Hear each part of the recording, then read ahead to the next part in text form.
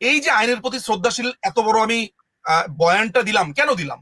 এই কারণে দিলাম যে ওয়াকার যখন 23শে জুন তিনি আপনার সেনা প্রধান হয়, এটা কি মাননীয় প্রধানমন্ত্রীর একক সিদ্ধান্ত, নাকি ডিজিএফআই এর রিপোর্ট আছে, নাকি এনএসআই এর রিপোর্ট আছে, ডিবির রিপোর্ট আছে, বিভিন্ন গোয়েন্দা সংস্থার রিপোর্ট আছে?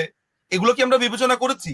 তাহলে এই ওয়াকারকে একেবারে এমন একটা পজিশনে কারা আনলো রিপোর্ট টিপোর্ট দিয়ে যে সে হচ্ছে সবচেয়ে যোগ্য?